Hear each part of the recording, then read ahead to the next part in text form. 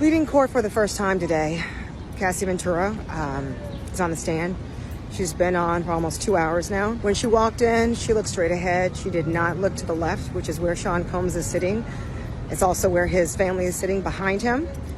He looked at her and is very intently paying attention to her testimony. She's been very even, very steady, very soft-spoken in her testimony. After lunch was the first time she became emotional when she began to testify about why she participated in the freak-offs, why she agreed to participate in the freak-offs, and why she didn't stop.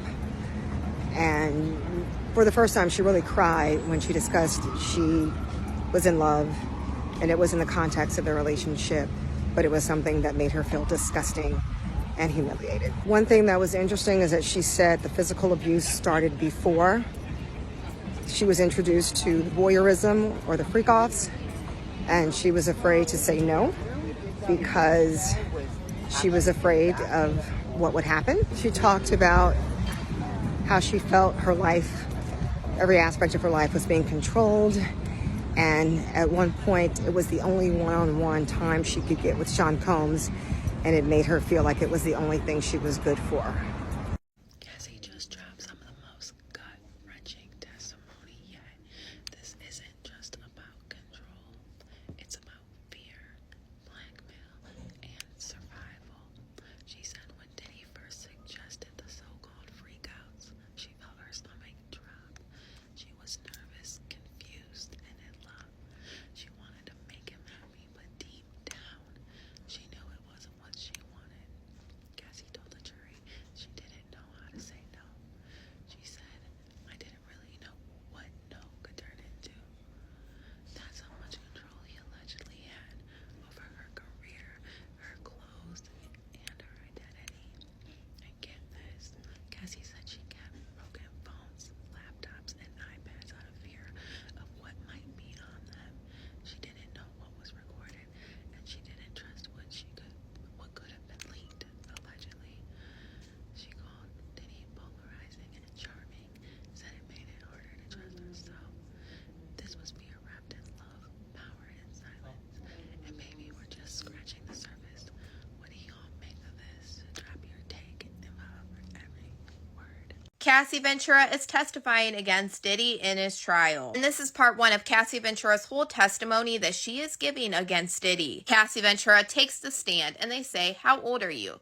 38. What is your work? A musician and entertainer. How long were you with Sean? 10 years. Did you get into any arguments? Yes, it would result in violence, dragging. What else did he do? Stop me in the head if I was down. How frequently was he violent? Too frequently. I would get black eyes and bruises. The government then shows the 2016 hotel video that we've all saw to the jury once again. The government asked her, where was this? And she says the Intercontinental Hotel in Los Angeles. It was after a freak-off. What does this entail? The hiring of an escort and setting it up. How did you feel when he first asked for it? Confused, nervous, I wanted to make him happy. Did you agree to one when he first proposed one? Yes, there were more. It wasn't something I wanted to do, at least not that frequently. I didn't know what no could turn into. What do you mean? Making him angry. What were you afraid would happen if you said no? Through time, he had blackmail materials. What did you give the government? Laptops. The government then hands up a hard drive and asked her if she recognized it. Yes, I've reviewed this drive. It has communications and documents pertaining to Mr. Combs. Did you review the photos on it? Yes. What's this photo? Me in 2004 with Carrie Morgan. When did you sign to Bad Boy Records? In 2006, it was a 10-album deal. Did you release any late after 2006? No. Who's in this photo? Kim Porter. She was Sean's ex from before me and the mother of his children. Where did you celebrate your birthday in this photo? In Las Vegas. Carrie Morgan was there too. We were out on his patio for my 21st birthday, VMAs. What happened then? Sean kissed me in the bathroom and I ran back to my hotel and I told Carrie. When you got back to New York, I'd visit him in the Trump Hotel in Columbus Circle. His apartment was being renovated. What were you going to do with your music career? trying to come up with a concept. Sean called all of the shots. What is the age difference between you and Sean? 17 years. How do you feel when Sean invited you to hotels? Nervous and excited. We were going to talk about music. He introduced me to oral and I didn't understand it. Did you visit Sean in Miami? Yes. I went with Carrie Morgan and Dallas Austin. What did you and Sean do together? Physical relations. He gave me Blue Dolphin E on a boat. Have you once before taken E unintentionally? Yes. How did you take E unintentionally? It was in Gatorade. When you took it intentionally with Sean, how did it feel? Like rolling? At the time, what did you think? That we were spending a lot of time together. I thought we were monogamous. Was it public? No. I was his artist, also his family, his children. Who was linked to him publicly? Kim Porter. How did Sean treat you at this time? We had fun. What was his lifestyle like? He had all these assistants. He could get things done. He traveled quite a bit. What's in this photo? Sean and I at a club in New York, like in 2007 or 2008 at Halloween. How did Sean's moods vary day to day?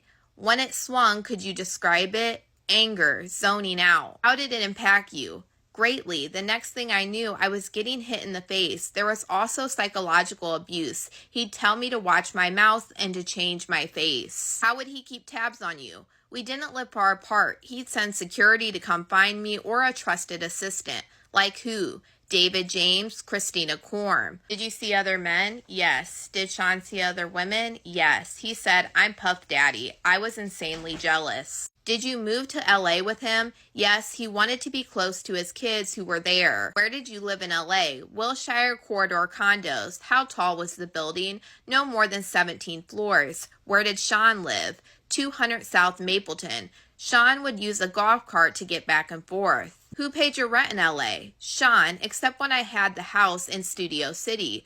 Why'd you pay then? I could afford it then, and I wanted to have some control. It was accepted. By whom? Sean. How many songs did you write while you were with Sean? Hundreds. Most was never released. Some got leaked on the internet. Some mixtapes. How many albums are on your deal that were not released? 9. Did you get paid for them? No. The freak-offs became a job. There was no time to do anything else but do them and then try to recover. How much time in your week would freak-offs take? The longest was 4 days, significant periods of time. This is part 1 of Cassie Ventura's testimony. Right now they are on break and I will pick up where they left off. But y'all let me know what you guys think about all this in the comments. Cassie Ventura took the stand today, and let's talk about it. Now, currently, court is at lunch, but we're going to talk about everything Cassie has talked about up to this point.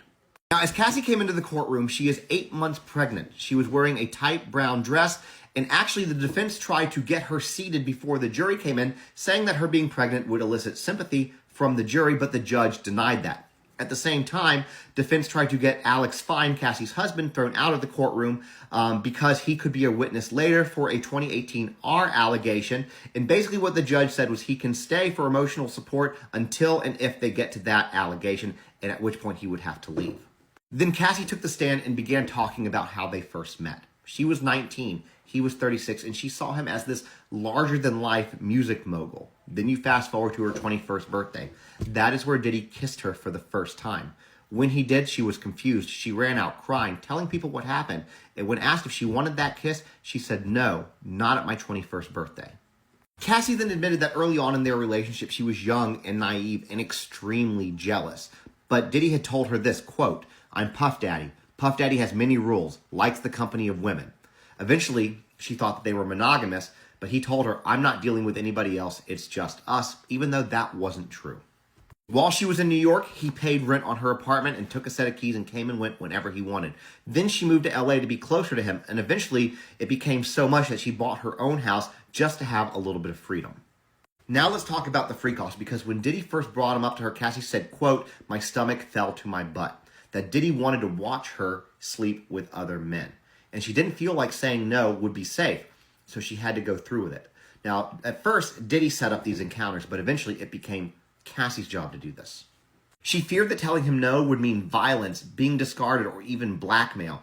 Then she talked about the violence. how Combs would mash her head, drag her, kick her, stomp her when she was down. Injuries that she had, things like knots on her forehead, busted lips, bruises everywhere. And when asked how often this happened, she said, too frequently. She talked about his mood swings and how they could change at any moment, saying that if she made the wrong face, next thing she knew, she was getting hit in the face, and he would say things like, watch your mouth.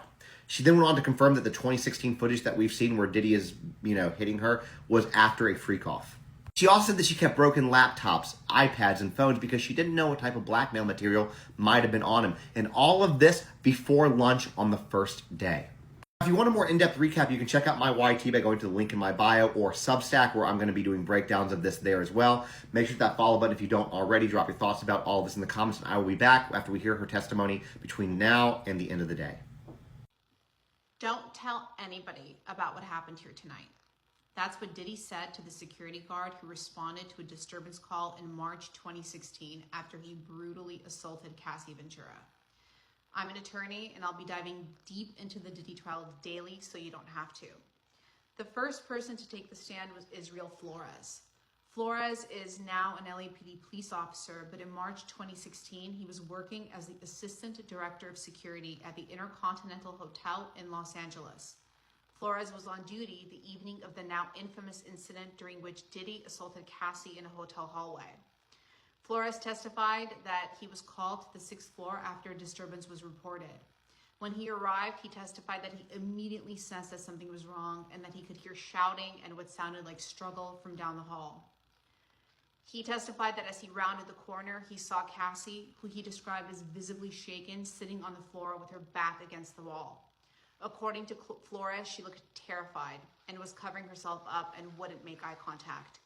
He testified that Diddy was sitting in a chair in the hallway wearing just a towel. He had what Flores described as a devilish stare. Flores testified that Diddy stood up, walked over to him, and handed him a wad of cash. He said, "Don't tell anyone about what happened here tonight." Flores said that he was immediately taken aback and refused the money. He further testified that he could see a bruise forming under Cassie's eye. He testified that he asked Cassie if she was okay or if she wanted to talk to the police, but she just shook her head and kept saying that she wanted to leave. Flores explained that because Cassie didn't want to speak further and didn't ask for police involvement, he didn't escalate the situation at that time. During cross-examination, Diddy's attorney pressed Flores about details in his incident report. The defense pointed out that he hadn't mentioned the devilish stare or the attempted bribe in his original write-up. Flores responded that not everything makes it into the report and that he was focused on the facts, but he remembers that moment clearly. He stated that Diddy did in fact try to pay him off. The defense also suggested that Flores may have exaggerated Cassie's injuries, but Flores stood firm. She was hurt, he said, and she was scared. That's what I saw. I'll be covering the Diddy trial day to day, so if you're interested in what's happening without having to do the research yourself, hit the follow button. Apparently, Diddy wanted Cassie to call him Pop Pop in bed. This is maybe one of the strangest things that we have heard from Cassie's testimony yet today. Apparently, prosecutors showed the jury an email exchange between Diddy and Cassie where the two discussed their intimate life. Then after seeing that email, Cassie said this: "He wanted me to have a nickname for him. He asked me what I called my grandfather, and I said Pop Pop." That's what Cassie told the jury. Diddy wanted Cassie to call him the same name that she called her grandfather. She said, quote, "I thought it was weird, and now I feel like it was disrespectful." And Cassie said Diddy called her Cece, which stood for Cassie Combs. Anyways, now the court is back in session from lunch. Cassie is spilling a lot of tea, and I will be back on a little bit later, obviously, to give you guys a recap of everything that's going on. I've already done a midday recap on YT and Substack just to let you guys know. But because I am staying on top of this, giving you guys updates, make sure if you want to stay on top, hit that follow button and drop your thoughts about this in the comments. I think it's a weird nickname, but, what do I know? But anyways, yeah, let me know your thoughts. Cassie's back on the stand, and baby, the emotional tension in that courtroom, you could cut it with a knife. Let me tell you what just happened. She said her manager at Bad Boy Records, James Cruz, was basically managing her with one hand tied behind his back. Why? Because every decision had to go through Diddy. And y'all, Cassie never looked at Diddy once. She called him Sean the whole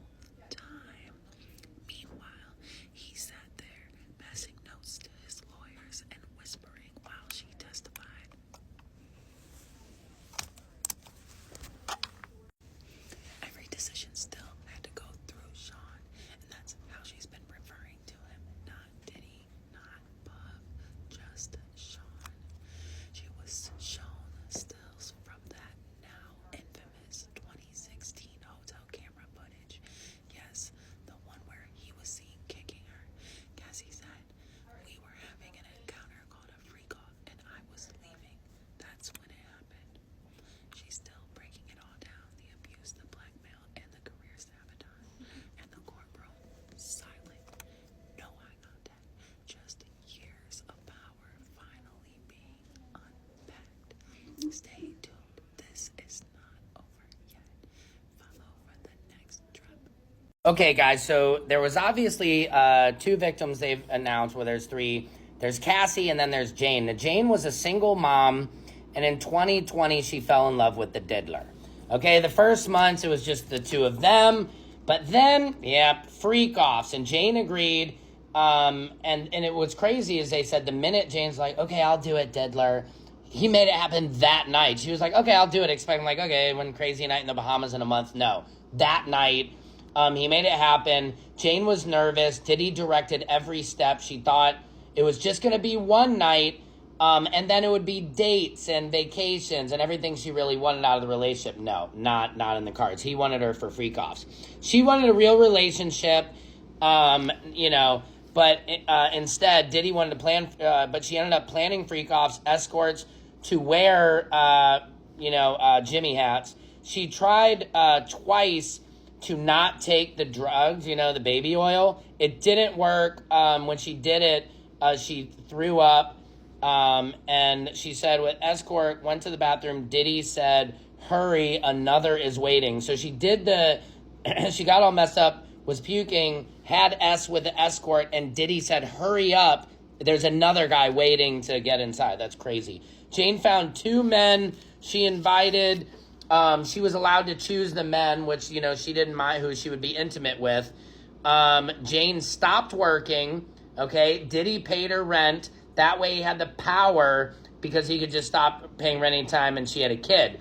Also, like Cassie, he threatened her with the tapes, allegedly. A year ago today, they said that.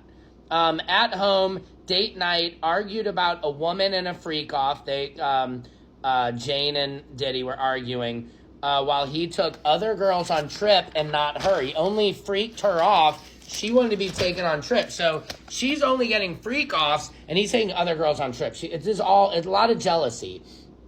So she hit him and then hid. He kicked a door open, okay? Then went to the bathroom. She went in the bathroom. He kicked that door open. She went in the closet. They kicked that door open. He did. And then he kicked open another door. And there's pictures they have of all four doors kicked open. She tried to go out the front door, but he choked and kicked her. He punched Jane in the face, kicked her, slapped her so hard she fell over. And he said, "You're not going to F up my night," quote. He said, "Call an escort, take a pill, and perform on with a black eye." Oh my God, allegedly. Now, Mia, who was one of his employees, who I have video of her today, she was going into the courthouse in and out on a walker, worked for him and put his hands up. Oh, he put his hand up her dress, made her perform oral, and AR'd her. Tried to pay security with cash, brokered a deal, gave guard looking cash. Okay, sorry. So racketeering. Yeah. Mia was his personal assistant, and she wanted to take this stuff to the grave, is what her family said, but she couldn't do it. She said that the work was punishing hours with no sleep, expected to keep quiet. Snitches get stitches. She would handle escorts. Diddy directed everything, how they touched, positions. Escort said Cassie was dragged by hair, okay? Record freak-offs, hotel damage, dozens of texts about freak-offs, what drugs to take and when. Jane said she did not want to, but she had no choice. I got more for you. Secret Service Sam out. Samson for president of TikTok. I think that Diddy could potentially get off. His legal team is really like that. Now, here's why. Number one, they were so good about changing the narrative around this Cassie video. Number two, they painted a good picture of Diddy being the aggressor, but an aggressor in an already aggressive situation. When it came to like the victim that is saying that he put his hands on her. So let's talk about the CNN video, the Cassie beating video. So they called a witness to the stand. This guy was one of the heads of security. So he was like second in command in security at the Intercontinental Hotel back in March of 2016. So there was only 2 witnesses yesterday. The one you talked about earlier, which was the male escort, is the second. Okay. Yeah, so actually the LAPD officer security guard was actually the first witness, but we talked about him out of order. But yes, only 2. So this guy was working at the Intercontinental Hotel. He's a security guy who actually responded when Cassie got on the phone in the lobby outside of the elevators and called for help. The hallway, yep. The hallway, right? So he said he got on the stand and the prosecutors are talking to him first. So this is the other side. So they're like asking him to run down what happened. So he said he got a report of a woman in distress on the 6th floor. He said he came up, and before he came up, he hadn't seen any of the footage. So he didn't know that it was like physically violent before that. But he said he came up and he was talking to Cassie and Diddy because they're going back and forth, and he's like, yo, y'all got to take this into y'all room. Y'all can't be out here doing all this. So he said as he was trying to get them back in the room, Cassie kept saying, I want to leave, I want to leave, I want to leave. And allegedly, Diddy was like, no, she's not going anywhere. So he said he had to step in. This is what he's telling prosecutors. He had to step in and be like, well, if she wants to leave, we're going to allow her to get her things and leave, and I'll walk y'all to the room to do it. So he says he walks them to the room. And when he gets to the room, he's able to see inside, and there's a man in dark clothing sitting on the bed, which is important, right? And I'm gonna tell y'all why. Because Cassie is alleging that the video that we saw was her trying to get away from one of those freak off situations that she did not want to be a part of. And because she didn't want to be a part of, everything we saw in that video was what happened. Now Diddy's team is saying, so that's why the video matters to the court. Diddy's team is saying, no, because freak-offs weren't a thing. You guys were consensually engaging in sexual acts, but that's not even what happened here. Diddy's team pointed out the fact that when he comes back out, like after he like throws the vase and he walks away, he has a lit up phone in his hand. He grabs the phone out of her hand. They were arguing over allegedly something that she saw in the phone, that this is just a very tumultuous, like jealous relationship, right? So this guy, he's important. This witness is important because he's going to help you determine which side of that you believe. So he's running down what he saw. He says he saw this guy in the room when he's talking to the prosecutors. He's also saying that, like, you know, after Cassie left, there was like this 7-foot man that, like, basically like a big man that came and picked Cassie up, and obviously she knew the man, but it was kind of uncomfortable going back to the whole, you know, Diddy's team was helping him orchestrate all this stuff. He says he went back upstairs to talk to Puff and explain to him the rules of the hotel and that he had to pay for. He is going to get off. He's going to walk free. Prosecution is leading with all of this Cassie stuff, right? The tape of the hotel footage when he was doing what he did to her, some of the freak-offs that they were involved in, the male escort, bodily fluids. You heard what happened. But he's not on trial for anything that he did to Cassie. So if you want to start with the best, you want to predicate your case on the best evidence that you have, and that's the best that they have, he's going to get off. He's not on trial for any of that. And we obviously know he was a POS boyfriend. He likes to put his hands on women. We know that he's a freak. But clearly the money and the power got to his head and turned him into somewhat of a monster. Like, we all know that. But does that equate to federal prison time? I don't think so. And I think that they probably would have done better keeping this shit in the state court, because I can see some of these things being state charges. However, federal charges, I don't think are going to stick. I don't really feel like they have that much of a case on him. Yeah, some of the stuff is horrific. It's gross. I can't imagine how it's going to be for Cassie to be on that witness stand, pregnant, and having to relive this BS. But I think he's going to go free. In the courtroom, the biggest thing is, y'all, Diddy tried to ban Cassie's husband from the courtroom. I repeat, he tried to get Cassie's husband banned from the courtroom while she was testifying. Now listen, they discussed so much. I had the jury makeup. I'm live in trial, but I'm telling you guys the stuff that CNN, TMZ, and all these people can't tell you. Probably because I got out the courtroom first. So what actually happened? Y'all, it was actually really incredible. It's raining too, so I have my umbrella. It's actually really incredible, okay? So they ended with Philip. He was Cassie's friend, that slash freak off person, and he ended his testimony. Now, it was really, really good because they had Xavier actually cross-examine him. That's the other, there's only 2 black lawyers on Diddy's team. This was a man. He was actually really, really good. He knows procedure, and he's really, really good with objections, okay? So he came in and he like literally was going in on Philip, saying, didn't you say you were jealous? Didn't you say you were in love with Cassie? Didn't you say Diddy never directed y'all? And he was like, the guy was like, incorrect. And he was like, let me direct your attention. And he brought up an interview he had did with the federal prosecutors in December 2023 and also May of 2024 and October 2024. I said, oh my God, did they just get this man on perjury? But get this, Philip, that's the witness, baby, he had was large. And, oh, I want to see the fit check. I'm still in my Hillary Bank stuff, but you know, it's raining in New York. So anyway, Philip, I'm going to get to how Diddy tried to get Cassie's husband banned. It was such a tense standoff, okay? So Philip was like, I never said that. I don't remember saying that. And he was like, oh, you didn't? Let me refresh your memory. And he showed him like his old, I guess, statements he had made to the feds. So it looked like, oh my God. And I kept wondering, why isn't the prosecution going in being like, Your Honor, we object. Your Honor, we object. This didn't happen. But anyway, prosecution just let that slide. So after Xavier was done hammering Philip on the witness stand, they said, Your Honor, can we redirect? And he said, go ahead.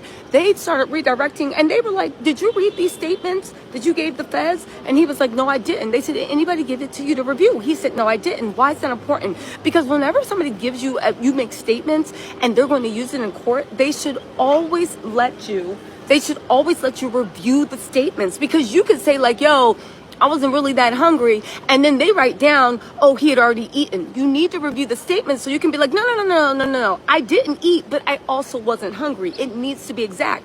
He said he never. What's that? Oh. I mean, I think so all the time. This is Roger. Oh, hi, how are you? How are you? Good to see you too. Sorry, I'm on live, Roger, but it was good to see you. Okay. S'il vous plaît. Merci beaucoup. So then, right. So anyway, we were like, okay, so sorry guys. So anyway, the prosecution got back up and they're like, did you read it? And he was like, no, I did not, ma'am. And he was like, did he direct you? Absolutely. How did he direct you? He would tell Cassie, give me sloppy toppy. He would tell us how to rub baby oil on each other. It was really, really embarrassing for Diddy's team because, again, Philip, just like the head of security, super strong witness. Super strong witness. Okay, I'm going to go in more detail on live later on tonight, but I want to get to the Diddy stuff before I have to go back in. Okay, so what else happened, okay? Diddy being, something wrong with that man, right? He literally stood up in court, right? He stood up in court. Hey, Allie, welcome to the Tattletales family. Thank you for becoming a member. I'll take questions in a second at a time. I'm just trying to get this out before I have to go back into court, okay? We are live from the courthouse. I kind of wanted this, but it's raining, so whatever. Hi, sir. So, we were like, listen. Deborah said, girl, we know you have a 5-second attention span. They cannot interrupt you. You're right. I was about to ask like, what are they serving in the cafeteria? What's going on? Okay, so where were we? Oh yeah, that's right. Talking trash. So anyway, let me get my notebook out because I took notes on this. Actually, I don't need my notebook. I'm going to give y'all my memory. I'll go into notes later on. So all of a sudden, they said, okay, so Cassie's the next person to take the stand. Now, we heard this because the attorneys had a sidebar, right? I could hear them talking. Cassie was about to take the stand. And at the last minute, Diddy's trifling team was like, honestly, Your Honor, Tinny Garrigo stood up. Your Honor, honestly, I really don't know. No, they said, we want to invoke, it was rule, I don't know, let's just say it's rule 16. I forget the name of the rule. But they were like, yo, we want to invoke the rule. And when I heard that, I was like, yo, that's the rule about like whenever there is testimony, you can actually exclude people from court from watching it. And they were like, he was like, what's the basis? They literally said that Alex Fine, they have a bunch of text messages that Alex Fine had sent Diddy back in 2018, basically saying, you MFer, I'm going to F you up if I ever catch you on the street. That's your ASS. He literally was cursing Diddy out. Hey, what's up, Slowrilla? Oh, thank you. You said, love the commentary and personality. Thank you, Slowrilla.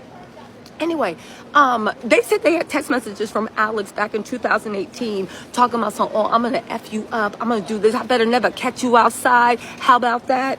And I said, I mean, that's fair enough. He did rescue his wife from being sex trafficked and helped her get sober, held her down. And I'm sure she'd been crying in his man's arms every night about the way Diddy actually treated her, right? So anyway, they said they had messages from Alex back in 2018 saying, MFer, I will break your face open. I will murk you. Like, you know, Alex was on a roll. He was in the trial also. And while Cassie was testifying, we'll get to that, okay?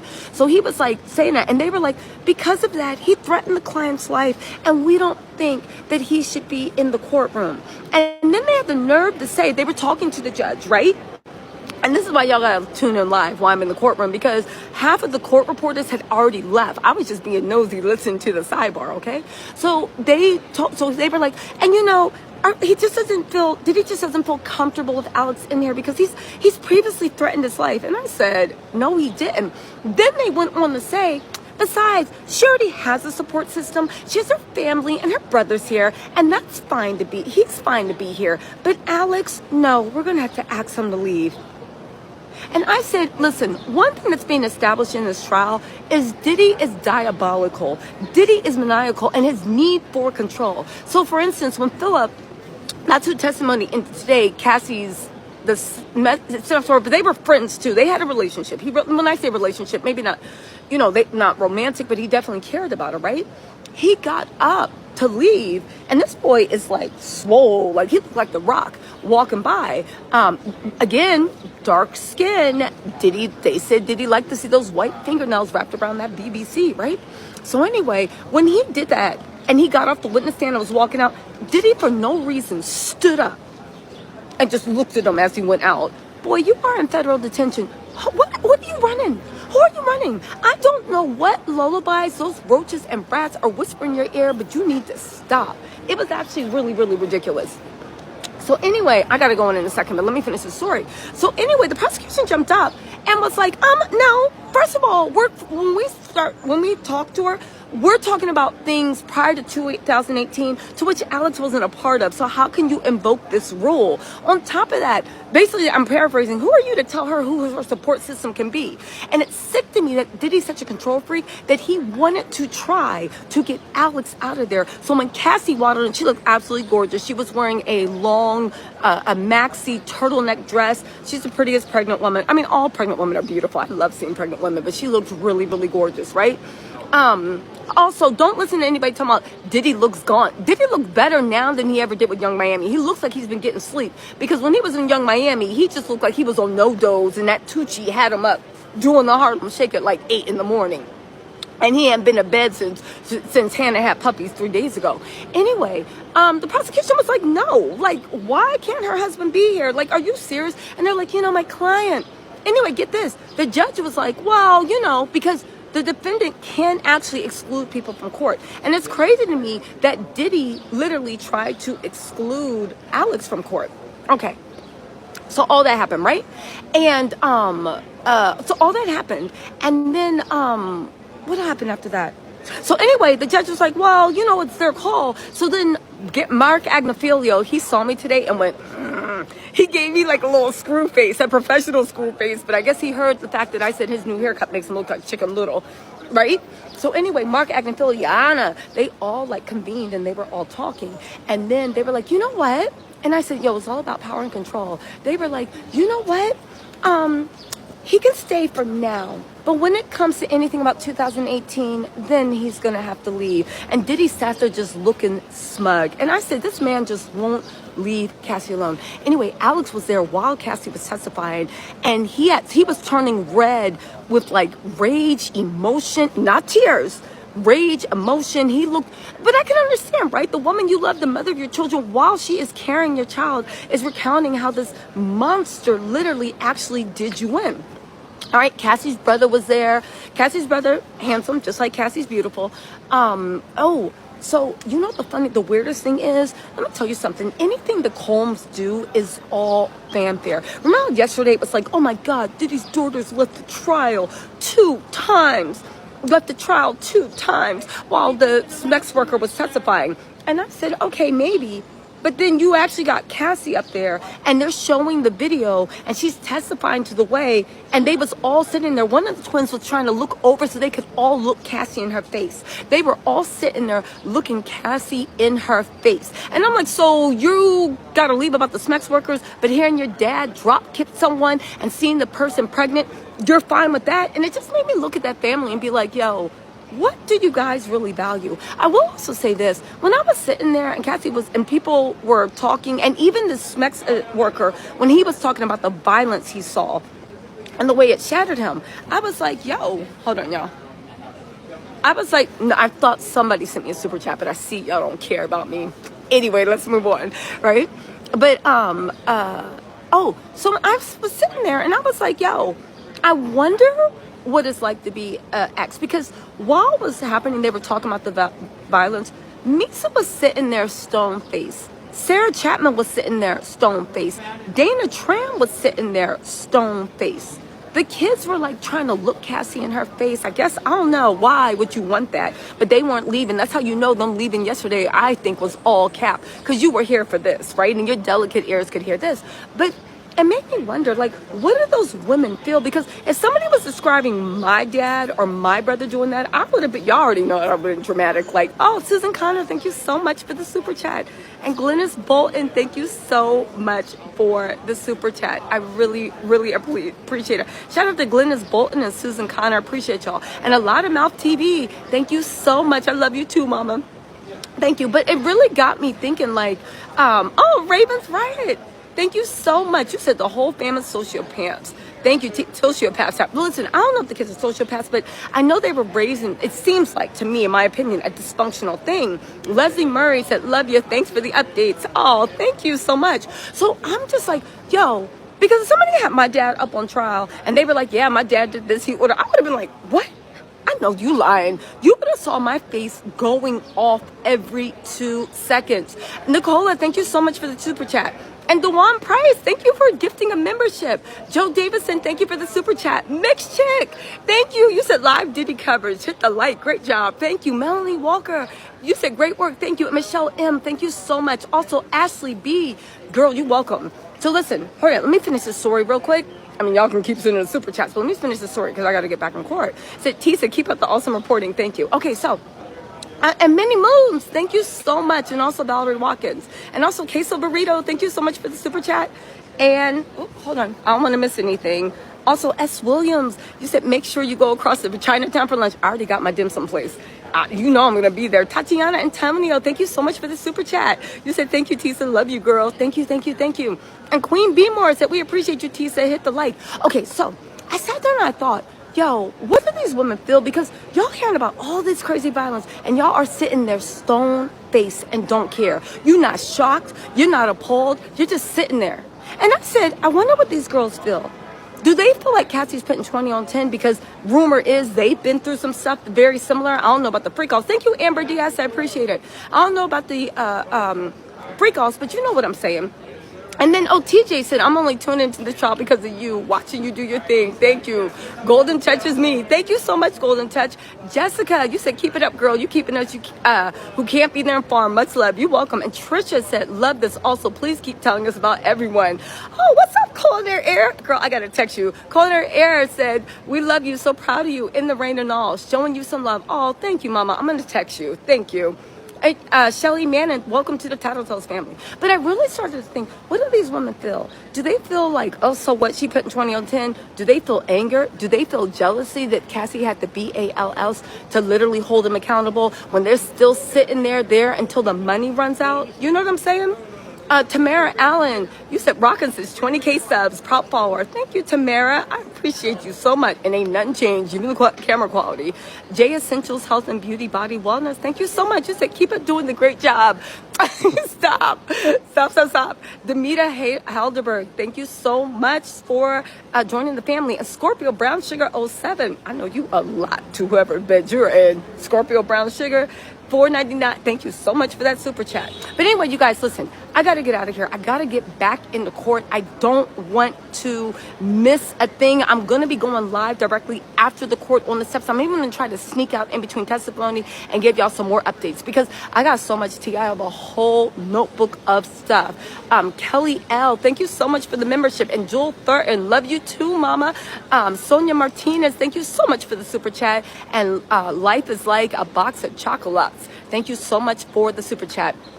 I appreciate y'all so much. Anyway, y'all. Oh, Sherry Slum, thank you for the super chat. Anyway, you guys, let me get back in the court before they lock me out of the courtroom. Cassie is testifying. It's going to get juicy because now she's about to get into the freak-offs.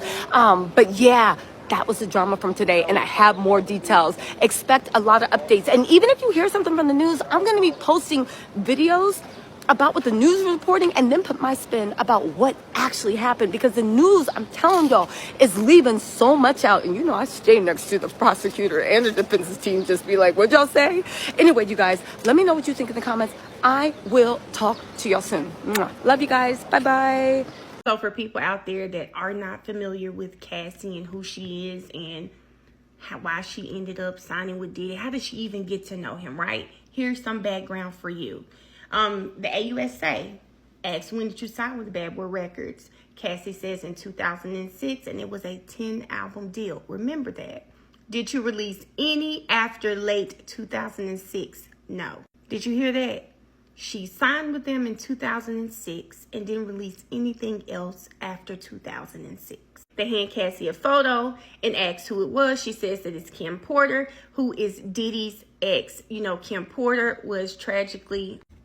is no longer with us, and she is the mother of 4 of Diddy's children, Quincy, Christian, and the set of twins, Delilah and Jesse. So the AUSA is trying to give you a timeline of how things started to happen with Cassie. Where did you celebrate your birthday in this photo? She says, hey, I was in Vegas, and it was for my 21st birthday. She said we were out on the patio. It was during the VMAs. They said, well, what happened there? She says that Diddy kissed her in the bathroom. She ran back to her hotel and she told Carrie. Because keep in mind, y'all, he was her boss. He was her boss. She was signed to his label. So for my boss to come out and kiss me, I'm going to be scared and I'm going to run too. So she probably didn't know what to feel at that moment because this man was her superior. Cassie starts saying that when she got back after that situation happened, she started to spend more time with him. AUSA, when you got back to New York, Cassie says, I visit him in the Trump Hotel in Columbus Circle. His apartment at the time was being renovated. Where were you going with your music career? And Cassie says, trying to come up with a concept. And I kind of get that, right? You have to understand, where is this album going to go? So I do understand that. Problem is, the album never came out. She said Sean called all the shots. Let's get a little more into the dynamics of their relationship. What was the age gap between you guys? Cassie says 17 years. The AUSA says, how did you feel when Sean invited you to hotels? Cassie says, I was nervous, excited. We were going to talk about music. He introduced her to oral. She didn't understand it. Let's point something out, guys. She was excited. Yes, he's my boss, but he's a mogul. He understands music. So I get the best of both worlds. I get to be with him and I get to do my music. That music part just never happened for her. They then asked Cassie if she ever visited Diddy in Miami. She says, yes, I visited him in Miami. She would be with Carrie Morgan, whoever you are, in Dallas, Austin. Dallas, did you know what was going on, Dallas? Did you know? They then go back to her career and they ask her, how many songs did you write while with Sean? Cassie says hundreds. Most were never released. She says some got leaked on the internet, some on mixtapes. AUSA, how many albums on your deal were not released? Cassie says 9. Remember, it was a 10-album deal. Did you get paid for them? She says no. Cassie then says the freak-offs became a job. There was no time to do anything else but do them, then try to recover. How much time in your week did freak-offs take? Cassie says the longest was 4 days. Significant periods of time. The AUSA asks her, what was Diddy's lifestyle like? And she says he had all of these assistants. He could get things done. He traveled quite a bit. They hand her a photo and ask what's in the photo. She says, it's Sean and I at a strip club in New York, like 2007 or 2008 Halloween. They ask, well, how did his moods vary day to day? They ask her when his mood would swing. Could you describe it? Cassie says it was anger, zoning out. How did it impact you? Cassie says greatly. The next thing I knew, I was getting hit in the face. There was also psychological abuse. He'd tell me to watch my mouth and change my face like she's a freaking child. Wait a minute. The AUSA asks, how would he keep tabs on you? Cassie says, we didn't live far apart. He sent security to find me or a trusted assistant. She said, like who? David James or Christina Karam, who they call KK. AUSA, was your relationship exclusive? She says no. Then the AUSA says, did you see other men? Cassie, yes. Did Sean see other women? Cassie, yes. He said, I am Puff Daddy. I was insanely jealous. AUSA, did you move to LA with him? Ventura, yes. He wanted to be close to his kids who were in LA at the time. They then asked her, well, where did you live in LA? Cassie says 875 Comstock Avenue, Wilshire, Corridor, condo. They asked, well, how tall was your building? She says no more than about 17 floors. Where did Sean live? He lived at 200 South Mapleton. Sean would use a golf cart to come back and forth from her house to his. Who paid for your rent in LA? Cassie says Sean, except when I had a house in Studio City. Why'd you pay then? Cassie says, I could afford it then, and I wanted to have some control. It was accepted. The AUSA says, by whom? She says, Sean. Okay, guys, I know they went to break earlier, so I'll come back with the tweets that Inner City Press shared after the break was over. So Diddy daughters had to walk out of the trial after they named the gruesome stuff that he was doing and why one of the workers had to quit working for Diddy, okay? Basically, when he seen that Diddy kept beating on Cassie, he was like, he cannot show up for this anymore. And this was a worker, okay? So he was one of those type of workers, and he was doing these freak-offs with them constantly. But when he started seeing that there was a pattern, and he kept hurting this girl, he said he couldn't do it anymore. And Diddy was paying him thousands of dollars. Now, what I don't understand is, okay, yes, his daughters had to work out because that's some gruesome stuff to hear. Like, it's a number of things that they have to listen to. These are teenage girls, okay? Mind you at that. Why on earth are they allowing these teenage girls? I get that's their father, but why are y'all letting them listen to all this, okay? Knowing that he had a bunch of ties with people that is disgusting, okay? And doing things that is disgusting.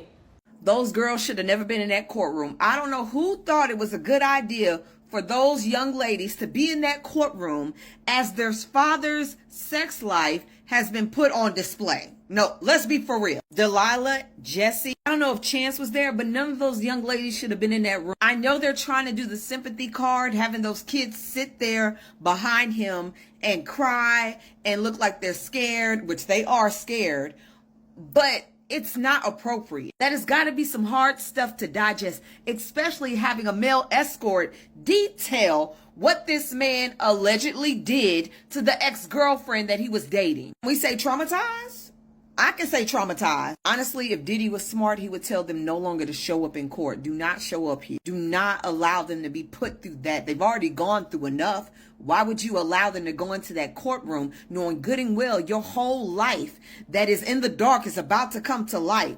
No child should see that shit. Uh-oh. Oh my God. How dare I?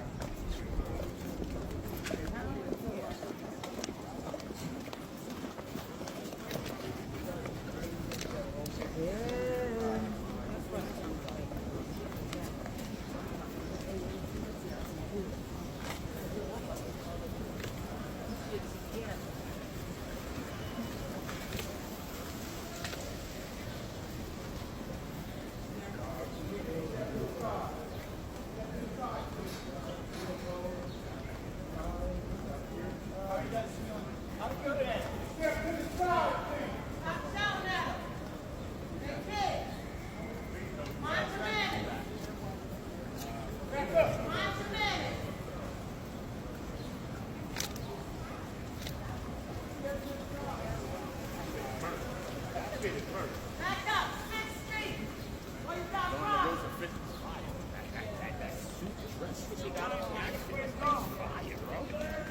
hot, but I'm talking about people.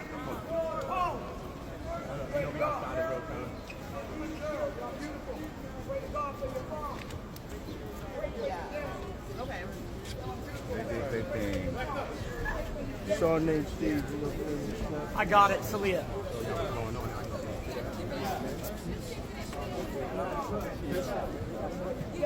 Oh, yes. So the prosecution just dropped another layer.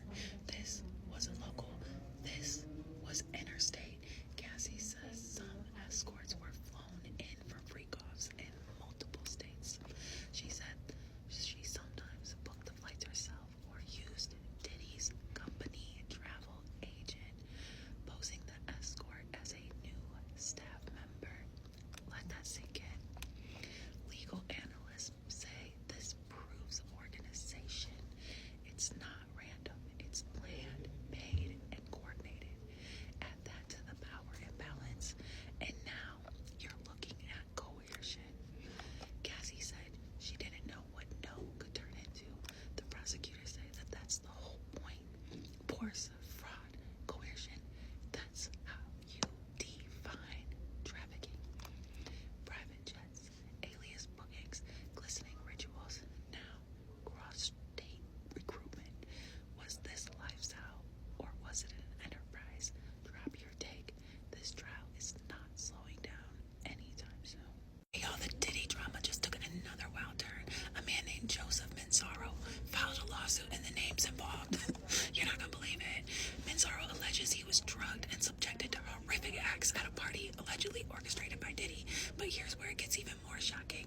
He's naming some big industry figures as part of the alleged operation, okay? Among those named are Emilio Estefan, Eric Mias, Brendan Paul, and Adria English, each accused of playing a role in this alleged criminal enterprise. And get this, Mansaro initially claimed that Beyonce and Jay-Z witnessed the incident.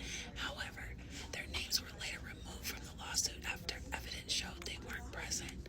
With these allegations and high-profile names, this case is bound to get messy. What do y'all think? Are these claims credible, or is there more to the story? At one point, I really hope that y'all learn to stop putting these celebrities on a pedestal. Like, genuinely, the things that I'm learning about this Diddy trial it's messing with my brain. I already knew they were bad, but bad is an understatement. Evil, sinister, heinous. I don't know what adjective I could possibly use to get my point across. I am putting out the largest, most massive trigger warning I've ever used for this video. Please proceed with caution. We are going to be talking about Ashley Parham's indictment during the Diddy trial. Please understand that what I'm about to say is going to, it's gonna rattle you. So, long story short, Ashley met a guy named Shane, which was Diddy's friend, at the bar. Oh yeah, TikTok, this is for educational purposes only. Y'all make sure you follow my backup TikTok and my YouTube just in case this one gets banned, because they like to tussle with me. So Ashley meets Shane. Shane is Diddy's friend. Shane FaceTimes Diddy to impress Ashley, like, hey, look, I know Diddy, I'm cool. Ashley says she isn't impressed because she feels like Diddy had something to do with unaliving Tupac. Diddy did not like this. And one thing about it, two things for sure, if it ruffled your feathers that much, you got something to hide. There's some skeletons in your closet and I will die on that hill. So yeah, Diddy then says Ashley's gonna pay for that. Flash forward a couple months, right? Shane calls up Ashley, and from what I read, he tells her, hey, I need help opening my pills. I'm very sick. I think they said he used his cancer as a ploy to get her to the house to help him. I heard that he then tells her that he wants to go take a joyride in his car and swing around the block, come back. When they get back, she finds that he leaves the door cracked open. A couple moments later, who walks in?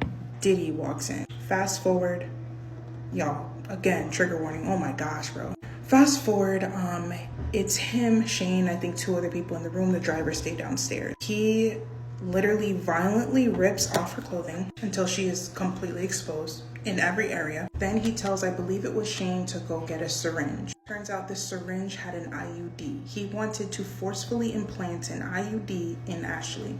When they found out that the IUD was already out of the package, therefore rendering it ineffective, he gets upset and then starts brutally R-wording her with a remote. If y'all know how big a remote is, bro, I'm talking about, oh, at this point he had slathered her in baby oil. I don't know if he felt like that would make it better. I don't understand. So he does that. She's sobbing. She's crying. Obviously, he couldn't actually do the R-wording with his you know what, because the IUD didn't work. So you're more concerned with making sure that she doesn't end up with your offspring than the fact that she's a human being. Next. She's crying, sobbing, screaming so much that he instructs Shane to turn her on her stomach, cover her face with a pillow because he doesn't want to hear it anymore. Then he instructs Shane to R-word her from the rear, if you know what I'm saying. He listens to Diddy and he does that. Then Diddy starts to do the same thing. Then the John Doe in the room starts to do the same thing. This woman went through so much trauma. Diddy also threatened to give her a gag slow smile, which is basically slicing from ear to ear, from your mouth. Okay? You all need to stop putting these celebrities on a freaking pedestal. The more money you got, you better watch out. There are so many more celebrities involved in this, and I think that's why it's I think that's why it's being taken off of our For You pages. They don't want us talking about it. You want to know why? Because they know things are about to be exposed. And this is like, R-word culture is nothing new. Like, let's just look at this song from Rick Ross, Future, and then I don't know who else was on the stupid song. Let's study these lyrics. And these are lyrics that people are just saying, right? Like, they're just singing it. This is why I tell y'all, look at the lyrics. Don't just listen to the beat. Watch what you're saying, because there's life and death in the tongue. Put all in her champagne. She ain't even know it. I took her home and I enjoyed that. She ain't even know it. Are y'all listening to what you're listening to? Or are you listening to what you're reciting?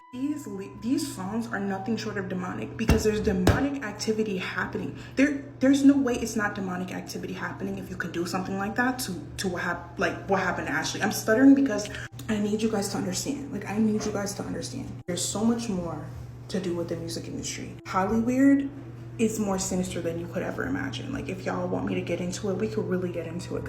But I don't know if you guys are ready for that, truly. Anyway, as always, make sure you like and follow. Comment down below what you think. I really, really, really hope this opens your eyes to what is truly going on. Y'all want to go with first, the male escort or the LAPD officer? Whatever's more entertaining. The male They're escort. both entertaining. The male escort. Okay, so the male escort gets on the stand, right? Black male escort. Yes, he's a black man. He's like probably like 5'7", really stocky, like, you know, muscle. I could tell when he walked in, I'm like, oh, he must be like a dancer or something. Oh, no, Charlamagne's body could never. Okay. He's like a dancer or something. So he gets on the stand. You never see me with my shirt off, man. Let her finish, please. Baby, listen, look at you sitting over. Sit up, looking all pudgy. So he's on the stand. I know you ain't talking with that Vera Wayne fat suit on. So he's on the stand and he's describing his relationship with Cassie and Diddy, and he's saying that, you know, up until a few years ago, in New York, whenever they would come here, they would call him because he would engage in different sexual acts with them, right? Allegedly. So he's like, every single time he got the phone call, it was from Cassie. The way that he met them was through his boss. So his boss came to him one day and said, look, I have this couple who wants to do something for the wife. It's a bachelorette party. They need a male stripper. They didn't have a male stripper, so he went. He shows up in the NYPD t-shirt and he says, Cassie, he alleges, Cassie opens the door. She's in red lingerie. She's in a wig, dark glasses, and pumps. And she's like, listen, your boss told me that I'm supposed to give you $200. And this is what he's alleging. And instead, she gives him $4,000. She's like, I want to explain to you what's about to happen. So this is not a bachelorette party. My husband likes to do special things for me. He wanted to do this for my birthday. He just wants us to like rub baby oil on each other and, you know, just kind of like get familiar with each other. And whatever happens from there, if you're comfortable, I'm open to it. Mm-hmm. So he's like, okay. So he goes in. He says when he walked in, on like just okay. He literally said Cassie was one of the most beautiful women he ever seen in his life. He couldn't even believe that it was happening like this. So he walks in and he alleges that Puff was there sitting in the room, but you couldn't tell it was him because he had a bandana tied around his face and he had a hat on and he was sitting in the corner. He said that they got into got into it. He says that they were rubbing each other with the oils. There was other lubricant there as well, and that him and Cassie had sex on the couch in that hotel allegedly, and that the whole time Puff sat in the corner and masturbated. Executive producing. That's what he calls it. And he did say he did say that, you know, he never Puff never got involved, but he was telling them what to do at different times. That's how we know he don't make beats. And he also made it clear too that when on the first time that they linked up, Cassie told him, like, you have nothing to worry about. My husband is not gay. He's not going to touch you. He's not going to whatever. He just, you know, he might tell us what to do or whatever, but he's not going to be. It's just going to be us doing the physical things. He said that they linked up a lot more times after that, but he did say that there was two things he said. He said one time he couldn't get hard anymore because he went to Cassie's house. They got comfortable with him. He came to Cassie's house. When he was there, Cassie and Diddy was in the room. He was outside in the living room. Diddy comes out and goes off on Cassie, like allegedly beats her up bad because she took a long time to come back in the room to him. And he said after he saw that was his first time seeing her get physically like touched. He couldn't even engage in sexual activity with the two of them. And they haven't gotten to cross-examine him yet. Like, Diddy's team started and then they had to stop. What about the urination? The urination thing. So he randomly was just like recounting their experiences, and he just came out and said, yeah, like, because they were asking him what are some of the things you would have to do. He said, well, one time Cassie asked me to, you know, urinate on her, on her, and now we all gasping like, oh, wait, because the prosecutors. Oh, so Cassie asked him, not Diddy. Exactly, because the prosecutors opened up that literally probably like 15 minutes before that. The prosecutors were like, Cassie is going to tell you that Diddy allegedly made this escort urinate on her.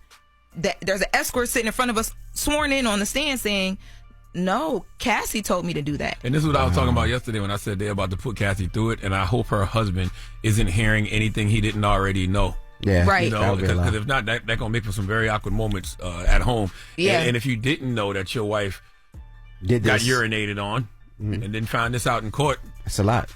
Could you handle that? But let me tell you, not only because he had left, he was in the back of the court, and then he went. I think they took up to like a back room.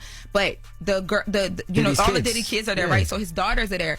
I was sitting behind them. It was awkward for me to watch them have to listen to all of this. After he started, the male escort started getting into a lot of the masturbation and stuff. They got up and left. Who told them to leave? Did Diddy say leave or? No, Diddy didn't tell them to leave. I don't know if there was a conversation or not. I looked up from writing and I saw them get up, so I don't know. But I know that they were like checking on each other throughout. I saw them ask like Christian at one point, like, "You okay?" Because they brought Kim into this as well, like having conversations about the jealousy that was between Puff and Cassie, because, you know, the defense is just trying to paint this as like this was just a jealous, toxic relationship, and it started with Diddy not being able to leave Kim alone up until the time of her passing. But there's more. I got to bring this back at the top of the next hour. I got more questions when we come back, because I want to know what Diddy was doing during all of this. Okay. What was his body language like? Got you. And the kids were giving off some of the languages as well too, because when that male escort said that part about Cassie, Christian and Justin, like the way that they looked at each other, like finally somebody saying they feel like telling the truth. That's what it felt like. That's not what they said, but that's what it felt like. So we'll come back on the top of the next hour, because there's a whole nother witness, and they broke this witness down on the stand. All right. We just learned the name of another Diddy witness, and holy cow, what he's already saying. Al B. Shore has been subpoenaed and is going to testify against Diddy in this upcoming trial. To give you a little bit of background, when Kim Porter, Diddy's ex, died of pneumonia, Al B. Shore was one of the first people to challenge that, saying that there is no way she just suddenly passed away from pneumonia. Now, he's also saying that Kim Porter used to warn him to watch his back when it came to Diddy. He says that his organ failure that he had, where he had to have a liver transplant, that Diddy had something to do with that. He's also saying that Diddy put a bounty on his head at one point, and that he is the only person alive who has spoken out against Diddy that is still alive today. And bear in mind, these are the things that he's saying before he even gets into the courtroom. Whatever he's going to testify with is going to be absolutely mind-blowing. I'm telling you guys, this trial is going to be like nothing you've ever seen. As always, make sure to hit that follow button, because I will be covering this trial every day that it's going on, giving you guys all the updates. And drop your thought about Al B. Shore's comments in this video. What else do you think that he has for us that he's going to drop on us once he takes that stand? I haven't reported on the Diddy case yet for a few reasons. One, I do feel it's a little biased. And two, I also wanted to have some new information to add that no one had. But when I heard the magic name, Al B. Shore, I knew that going forward, I'll be sure to pay attention closely to this case going forward. But if you know like I know, it's over for Diddy. But if you don't know, then... So boom, it's looking like Diddy's biggest op and baby daddy-in-law. Yeah, Al B. Shore, the dude who got the same baby mama as Diddy, Kim Porter. He might be testifying in court against Diddy, but it ain't just he might. Bruh's excited to take the stand. Like he been waiting 30 years to get this off his chest. He ready to air out everything. All them industry secrets, the dark side, the shady deals Diddy been on since the 90s. I'll be sure talking like he finna throw Diddy under the jail. Not in it. Under it. And if you don't really know the backstory between them two, or why this is horrible for Diddy, let's get into it. I'll be sure just did an interview about 4 days ago accusing Diddy of some wild crimes, and we're about to get into it. He's one of the few people in the industry who's been standing on business that Diddy's been behind Kim Porter's passing. Kim was Diddy's ex and she died from pneumonia out of nowhere. Healthy, vegan, took care of herself. But Al B and some others claim that she told them that Diddy was trying to kill her. Now, Al B has been on this for years. He even posted about this on his IG a couple months back, saying the case around Kim's death needs to be reopened. And to be honest, he's not letting none of this go. Al B sure went off. He said Cassie, yeah, Ventura, was a threat to the folks making money off Diddy's twisted behavior. Then he straight up said Kim Porter was taken out because she was about to do what Cassie ended up doing, exposing all the dark industry mess and light a fire under them boys. He said that's what kicked off this whole avalanche, this downfall we watching play out now. Diddy going down, Satan getting dragged into the courtroom. Then he said, we gotta honor Kim's memory, the pain she went through, the truth she tried to put out there herself, not this fake book making up her last words. Nah, that's cap. And he wasn't done. He warned lawsuits are coming, big ones for the folks trying to drag his name through the dirt. He said, me and Kim was talking just a few days before she passed. She was healthy. We was cool. Just close friends. No funny business. We was talking about our son and celebrating his wins. And he closed with a message. We got to keep pushing for justice. Everybody who had a hand in what happened to her, they need to be held accountable all the way to the fullest extent of the law. Now, this is the last dude you want on the stand talking bad about you. If they call Albie Shore in to testify, that means they're looking into more than sex trafficking. They're looking into Kim Porter's actual death. And maybe that coma that Albie Shore said that Diddy put him in. They're digging into real dirt. Murder, violence, all the wild stuff Diddy did allegedly behind the scene to control Kim's life and keep other men away. And Albie ain't done. He's got a book dropping September 9th, exposing 20 to 30 years of Diddy being violent towards him and other men that have been around Kim Porter's life. So whether it's on the stand or in them pages, he's ready to spill everything. While on Fox 5 a few days ago, Albie Shore confirmed the rumors. Yup, prosecutors really did reach out and ask him to testify against Diddy. He said it out loud. He's been subpoenaed. And he didn't stop there. Albie went on to make some heavy accusations. Cassie just revealed she wasn't just participating in the breakoffs. She was allegedly recruiting the men, Craigslist, Backpage, and it was all at his direction. She said Diddy had very specific physical requirements. So she'd find the men online, show him their photos, and he had to approve every single one. She talked to them first to make them comfortable. She'd say, my husband is into voyeurism. He likes to watch. But Diddy was often right there in the other room listening. She said again, I just felt it was all I was good for. That she felt disgusted, humiliated, and didn't even have the language to describe it until now. This wasn't just about what happened. It's about what she was made to become. A recruiter, a performer, and allegedly a prisoner in high heels. What are your thoughts on this power play? Drop them below. So we're taking a little bit of a break. Cassie just testified for about an hour and a half. She walked in with a brown fitted dress on. She was clearly visibly pregnant. She began by talking about how frequently she was abused when asked by prosecutors. She said things like too frequently and said that she had knots on her head before, busted lip, swollen lip, bruises, that these things were normal for her. When asked about what is a freak-off, she talked about it being an experience where Combs watched Ventura have sex with other men, and she said that she learned about this concept within the first year of their relationship. Why she went along with it. When asked that question, she said, I was 22. I felt a sense of responsibility. I was confused, nervous, wanted to make him happy. So this is only the first hour and a half of her testimony. We're taking a lunch break, but when we come back, I'm sure we'll get more into the details of their relationship. Remember, though, this is a case about a criminal enterprise, sex trafficking, racketeering. So they're laying the foundation as to the relationship between Sean Combs and Cassie Ventura, Cassandra Ventura, but it's moving kind of slow right now, but we'll be providing another update when we get more information. A love for baby oil is not a federal crime. That's what Diddy's defense is given. They're saying Diddy may have been jealous, he may have been controlling, and he may have been violent, but he wasn't no racketeer and he wasn't no trafficker. I mean that this case is about jealousy, love, and infidelity. And yes, they brought up the freak-offs, and they say that that will only show consensual adults agreeing to participate. They also let it be known that Cassie left on her own terms for the same trainer Diddy hired for her. It is money and revenge, and that is the motive behind this case.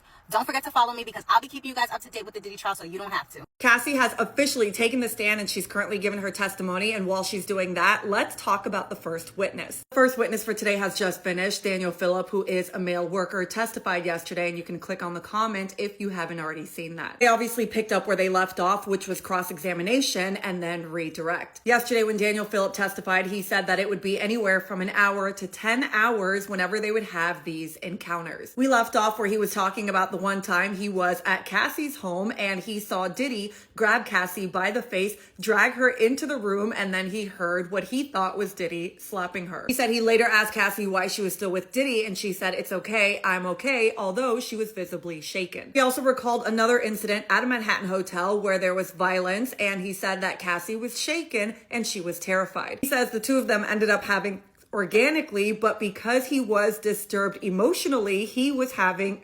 dysfunction. He said Diddy had come out of the room and asked them if they were ready to continue. But during cross, the defense pointed out that Daniel Phillip had told police something different in 2023. Apparently in 2023, Daniel's testimony then was Diddy came out and said, "Yo man, I need to deal with this. You need to get the F out." But Daniel said he doesn't remember saying that. The defense did press hard during cross, and they tried to show that Cassie was a willing participant. They emphasized that she paid for hotel rooms and she would often initiate contact with Phillip. They asked him if she was in complete control of what she was doing, to which he responded, "I cannot say that." They then showed a text message from Daniel Phillip to Cassie, and this was after the assault, where he said, "Don't give a F if I'm a little tipsy. I love y'all." But Daniel said he sent that text message because he was trying to prove that everything was okay and to keep it going. Diddy's attorneys tried to say that Daniel thought he was in a relationship with Cassie, that he was jealous of Diddy's relationship with her. He denied that he ever thought he was in a relationship with Cassie, but said that he would have gone on a date with her if given the chance. Also clarified that Diddy did give directions when they were doing their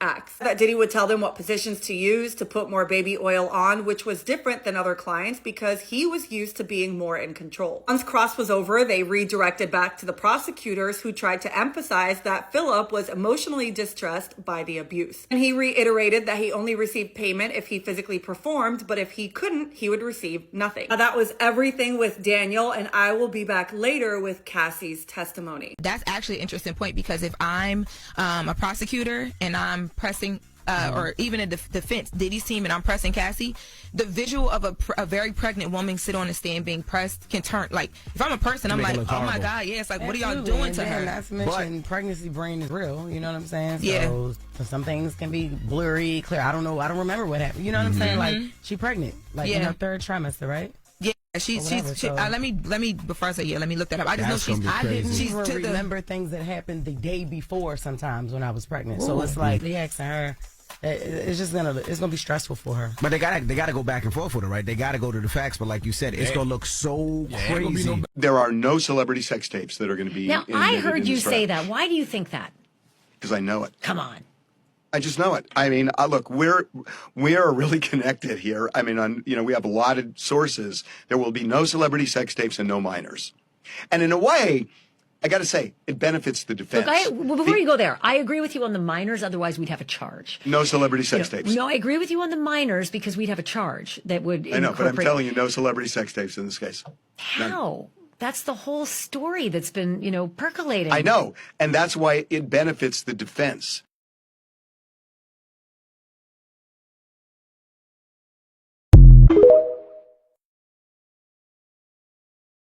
Okay, I think it's part 7. I've lost track. So what supplies were used for freak-offs? Astroglide, baby oil, and condoms. Who brought the supplies? Security, Sean's assistants. Which brand of baby oil? We already know this. How was it used? Sean said you need to be glistening. Were there freak-offs where you ran out of baby oil? You also mentioned Astroglide. Same objection. Sidebar. We were just talking about Astroglide. How was it used? Cassie says, as a lubricant. If you ran out, what then? We'd either call staff or bail the desk, give them a tip. Were the freak-offs lit? Initially, it was a candle, strong-smelling Glade. Were there any other uses of the candle wax? A few times poured on my body.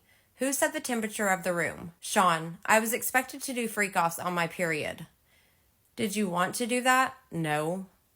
Did you want to be urinated on? No, I did not want it. How did it feel? It was disgusting. It was too much. I was choked. No one could think I wanted it. Who the hell would want somebody to piss in their mouth? Why were you choking?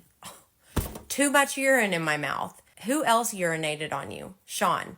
Did you want Sean to urinate on you? I didn't want anyone to urinate on me. How often did it happen? Often enough. Which hotel room charged the most for damage to the room? The Intercontinental in New York. They redecorated the whole room for ridiculous money. Back to the urination. Why didn't you say no? It was obvious I didn't want to be on the ground being urinated on by two men. Where did you find escorts? Initially Craigslist. The man head is white as snow. He signed up for this stress.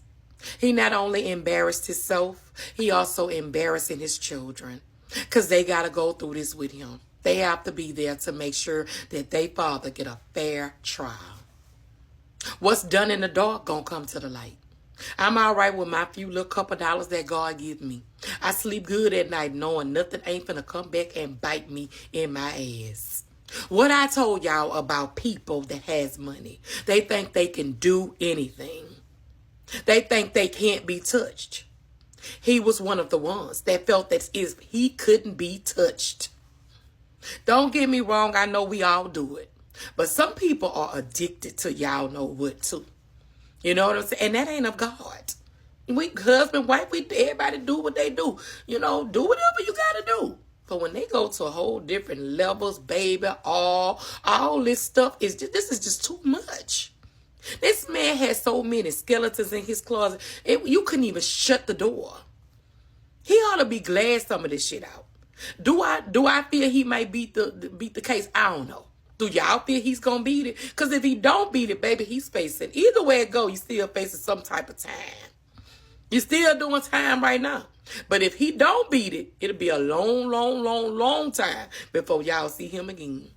Y'all be having a ball in y'all hand. Blessings. Blessings people be praying for. And here y'all go sit on the island, drink, sit by the pool, do whatever you want to do.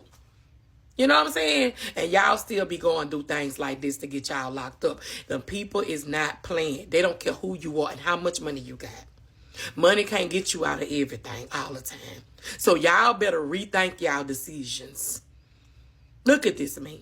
This is stress. This is not peace. This is not good. Okay? This is not good at all. He not just going through this. His children going through this. His mama going through this. He taking so many people that love him through decisions that he has made. Bad decisions. Hugs and love. Y'all be blessed, J-Lo. Live from New York. Live from New York. I was trying to, shout out to Wendy Williams. I wish she could have been here. I wish she could have been here. There's a lot of pain with her. I know. I know. Things, but if they would have listened to her, maybe. I listened to her. Right? I listened to her. Yeah.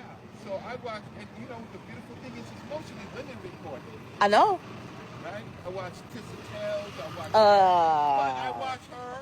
Everybody has to watch her. I watch you. You know what? And thank God for that. Thank God that there's an option. Yes. Yes. You know? Of course. Thank God for that. But I didn't really have any time. You know what I mean? You know what I mean? We on the camera. We on set. We on the set. Yeah, wait, look, looking good. Wait, but this is YouTube. This is me on my YouTube channel. Oh, okay. Yeah. Yeah. She has carried that into her new life. Exactly. Right? Amidst all of the craziness. But you know what, though? God bless her that she has that. Yeah. You know, nobody's paying attention to the fact that after she left Diddy, her life actually became a life. A real life. And she's a mom now. She's a wife now. She wasn't those things when we knew her in the industry. That's who she is now. There are three little people now that don't know none of this. You know what I mean? Thanks for reporting like yours that bring it all together. I mean, you're one of the best on this. And, Thank you. Know, you. There's Wendy.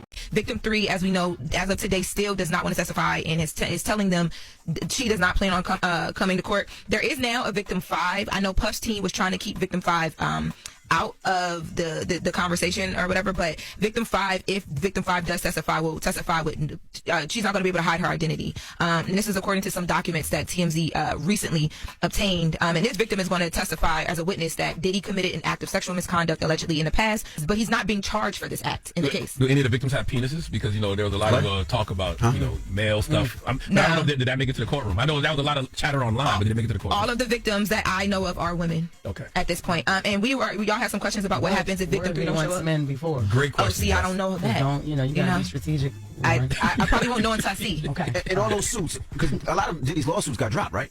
On the civil side, right. Some of, yes, there's a number of them. To your point, though, I'm sure that they're going to try and make claims on the criminal side seem like really outrageous because we watched that on the civil side, but civil and criminals separate. They have no weight, with the civil because they have. Burden of proof is different, but yeah, so that kicks off today. Hold on, the witness in the Diddy trial said what? Understand? Girl, come on, because we got to do these updates of what happened this morning at the Diddy trial. As always, I'm an attorney, but I'm not your attorney. But that's cool, because I am your trial bestie. The day was supposed to start with the prosecution's first witness taking the stand again. But no. The defense and the prosecution had to go a little back and forth because the prosecution is trying to use the freak-off videos as evidence, and they want to show the jury. The defense, not going for it. They're like, no, absolutely not. They want to keep it sealed. And the prosecution was like, I could do you one better. We can just turn the video around and let the jurors wear headphones. You're so concerned with seeing explicit content. They finish that conversation with evidence and what's going to be allowed, and then they get right into cross-examination of Daniel, which is the first witness. Now, the point of cross-examination is to make the witness seem like they are not reliable. They're lying. Keep that in mind. Let me hit you with the highlights of what we found out today. So the first witness, the male escort Daniel, basically witnessed Diddy throw a bottle at Cassie. He was also involved in a sexual interaction where there was allegedly another man and they were rotating with Cassie and Diddy was watching.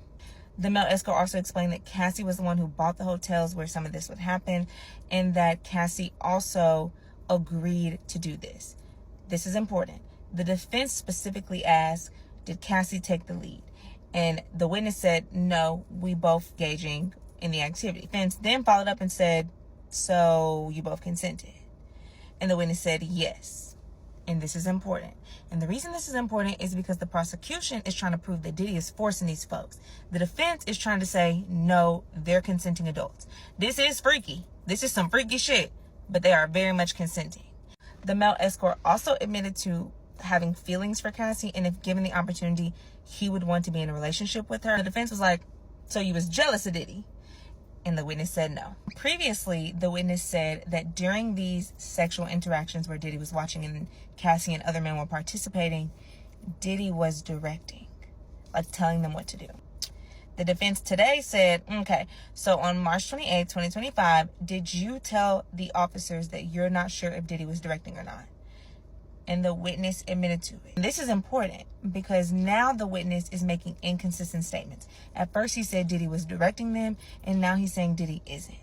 And remember what I said earlier, that is the point of cross. You're trying to prove that the witness is not reliable. Let me say this, just because someone makes an inconsistent statement does not necessarily mean they're lying. But let me know what y'all think in the meantime, honey. My lunch break is over. I gotta go. But I will be back because Cassie just took the stand. Judge in the Diddy case went from this to this. Where's that? He said I'm rolling up with my headphones. I've been studying this Diddy case. And I'm listening to Pop and Biggie. I'm doing this for the big homies.